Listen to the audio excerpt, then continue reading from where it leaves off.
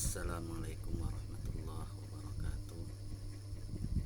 Perkenalkan, nama saya Abdullah.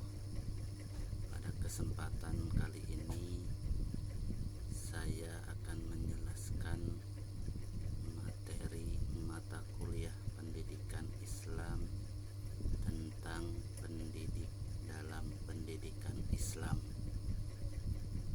Dalam materi ini ada 5 bahasan yang akan saya jelaskan. Yang pertama, tentang pengertian pendidik. Kata pendidik berasal dari kata dasar didik, artinya memelihara, merawat, dan memberi latihan agar seseorang memiliki ilmu pengetahuan seperti yang diharapkan. Selanjutnya, kata didik diberi awalan pe hingga menjadi pendidik, yang artinya orang yang mendidik. Imam Barnadib menjelaskan bahwa pendidik adalah tiap orang yang dengan sengaja mempengaruhi orang lain untuk mencapai kedewasaan. Dalam Undang-Undang Sistem Pendidikan Nasional Nomor 20 Tahun 2003 Bab 1 Pasal 6 dibedakan antara pendidik dan tenaga kependidikan. Tenaga kependidikan adalah anggota masyarakat yang mengabdikan diri dan diangkat untuk menunjang penyelenggaraan pendidikan, sedangkan pendidik adalah tenaga kependidikan yang berkualifikasi sebagai guru, dosen, konselor, pamong belajar, widyawiswara, tutor, instruktur, fasilitator, dan sebutan lain sesuai kekhususannya serta berpartisipasi dalam penyelenggaraan pendidikan. Dalam pengertian yang lebih luas, pendidik dalam perspektif pendidikan Islam adalah orang yang bertanggung jawab terhadap upaya pertumbuhan jasmani dan perkembangan rohani peserta didik agar ia mampu menunaikan tugas-tugas kemanusiaannya baik sebagai khalifah fil ardh maupun sebagai seorang hamba sesuai dengan nilai-nilai ajaran Islam. Yang kedua, istilah pendidik dalam konteks pendidikan Islam. Dalam konteks pendidikan Islam, pendidik sering disebut dengan murabbi, muallim, muaddib, mudaris, dan mursid. Menurut peristilahan yang dipakai dalam pendidikan dalam konteks Islam, kelima istilah ini mempunyai makna yang berbeda. Pertama, murabbi. Istilah ini diambil dari isim fa'il yang berakar dari 3 kata. Pertama, berasal dari kata roba yarbu yang artinya zat atau nama, bertambah dan tumbuh. Yang kedua, berasal dari kata robiya yarba yang mempunyai makna tumbuh atau dalam bahasa Arab nasya dan menjadi besar taroro'a. Ketiga, berasal dari kata robba yarubbu yang artinya memperbaiki, menguasai, memimpin, menjaga, dan memelihara. Dalam bentuk kata benda, kata robba digunakan untuk Tuhan. Hal tersebut karena Tuhan juga bersifat mendidik, mengasuh, memelihara, dan bahkan menciptakan sesuai dengan firman Allah Subhanahu wa Ta'ala dalam surat Al-Fatihah ayat 2 yang artinya segala puji bagi Allah Tuhan sekalian alam. Oleh karena itu, istilah murabbi sebagai pendidik mengandung makna yang luas, yaitu mendidik peserta didik agar kemampuannya terus meningkat, memberikan bantuan terhadap peserta didik untuk mengembangkan potensinya, meningkatkan kemampuan peserta didik dari keadaan yang kurang dewasa menjadi dewasa dalam pola pikir, wawasan, dan sebagainya. Maka dapat kita simpulkan bahwa murabbi adalah orang yang mendidik dan menyiapkan peserta didik agar mampu berkreasi serta mampu mengatur dan memelihara hasil kreasinya untuk tidak menimbulkan malapetaka bagi dirinya, masyarakat, dan alam sekitarnya. Yang kedua, istilah mu'allim. Mu'allim berasal dari bahasa Arab juga, yang dari bahasa Arab dari fi'il madi allama, mudorenya yu'allimu, dan masdarnya adalah at-ta'lim, artinya telah mengajar, sedang mengajar, dan pengajaran. Kata mu'allim sebagai pendidik dalam hadis Rasulullah SAW adalah kata yang paling umum, dikenal, dan banyak ditemukan. Dalam proses pendidikan, istilah pendidikan yang kedua yang dikenal sesudah at-tarbiyah adalah at-ta'lim. Sebagaimana firman Allah Subhanahu wa ta'ala yang artinya, sebagaimana kami telah menyempurnakan nikmat kami kepadamu, kami telah mengutus kepadamu Rasul di antara kamu yang membacakan ayat-ayat kami kepada kamu, dan kami mensucikan kamu, mengajarkan kepada kamu apa yang belum kamu ketahui. Maka demikian, mu'allim merupakan orang yang menguasai ilmu dan mampu mengembangkannya serta menjelaskan fungsinya dalam kehidupan, menjelaskan dimensi teoritis dan praktis, sekaligus melakukan transfer ilmu pengetahuan, internalisasi, serta implementasi. Yang ketiga, istilah mu'addib. Mu'addib merupakan isim fa'il dari madinya addaba yang artinya mendidik.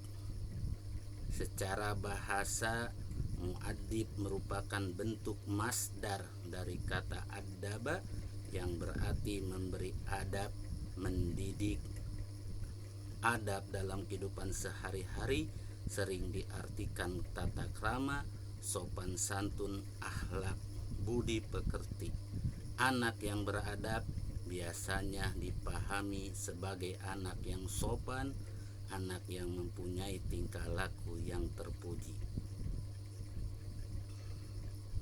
Berdasarkan tinjauan etimologi di atas, maka secara terminologi, mu'addib adalah seorang pendidik yang bertugas untuk menciptakan suasana belajar yang dapat menggerakkan peserta didik untuk berperilaku atau beradab sesuai dengan norma-norma, sesuai dengan tata susila dan sopan santun yang berlaku dalam masyarakat. Yang keempat, mudaris. Secara terminologi, mudaris adalah orang yang memiliki kepekaan intelektual dan informasi serta memperbarui pengetahuan dan keahliannya secara berkelanjutan dan berusaha mencerdaskan peserta didiknya, memberantas kebodohan mereka, serta melatih keterampilan sesuai dengan bakat, minat, dan kemampuannya. Yang terakhir, kelima, istilah pendidik dalam Islam adalah mursyid. Mursyid berasal dari bahasa Arab dan merupakan isim fa'il dari kata arsyada yursidu yang berarti membimbing, menunjuki jalan yang lurus. Makna mursyid adalah orang yang membimbing atau menunjuki jalan yang lurus. Ini biasa dipakai dalam wacana tasawuf, tarekat. Para mursyid dianggap golongan pewaris Nabi Shallallahu Alaihi Wasallam dalam bidang pentarbiyah umat dan pemurnian jiwa mereka yang mendapat izin untuk memberi bimbingan kepada manusia. Maka demikian, mursyid merupakan orang yang mampu menjadi model atau sentral identifikasi diri atau menjadi pusat anutan, teladan, dan konsultan bagi peserta didiknya.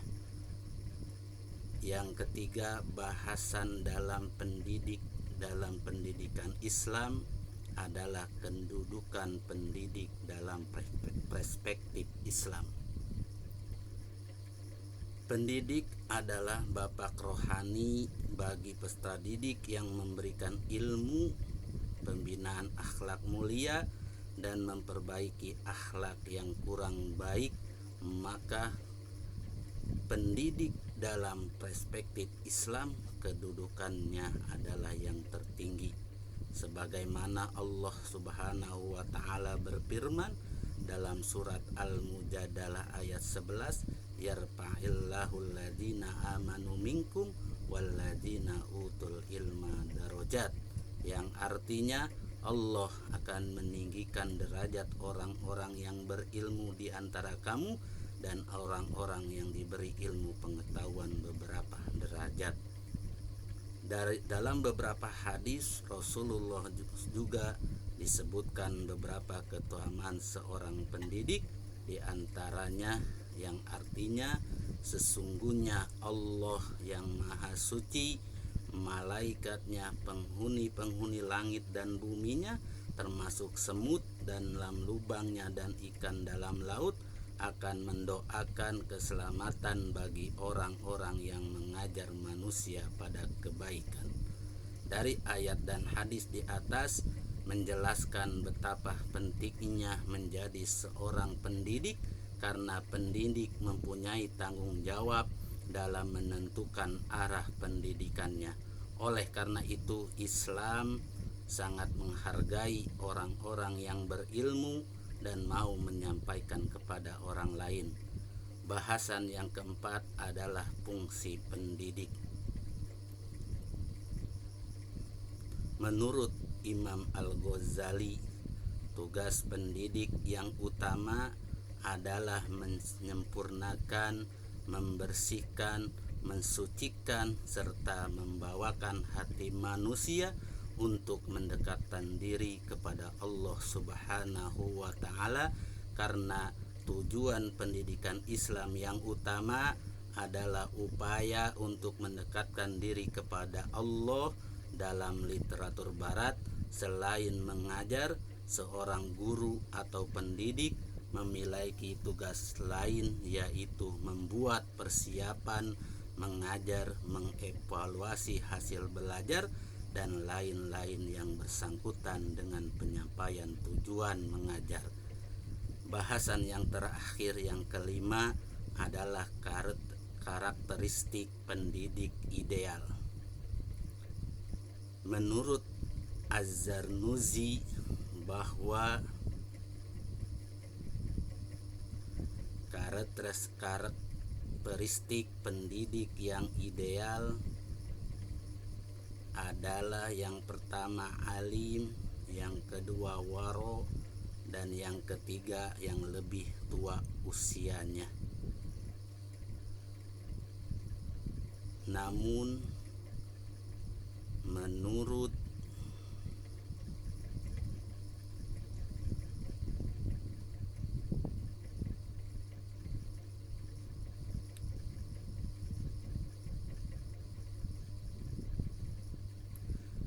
menurut Muhammad Atiyah Al-Abrasi menjelaskan karakteristik ideal yang harus dimiliki seorang pendidik, yaitu pertama, seorang guru harus memiliki sifat zuhud, yaitu tidak mengutamakan untuk mendapat materi dalam tugasnya, melainkan karena mengharap keridhaan Allah semata-mata.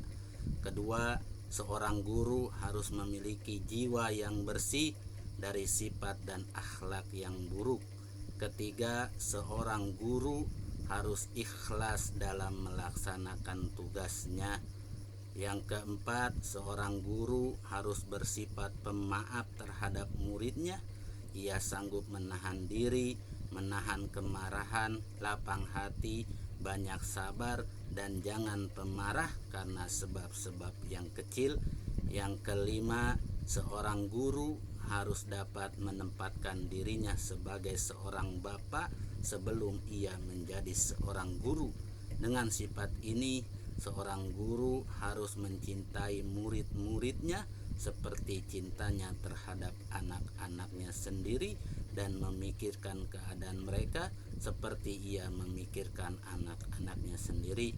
Keenam, seorang guru harus mengetahui bakat, tabiat, dan watak murid-muridnya. Dengan pengetahuan seperti ini, maka seorang guru tidak akan salah dalam mengarahkan anak didiknya. Ketujuh, seorang guru harus menguasai bidang studi yang akan diajarkannya.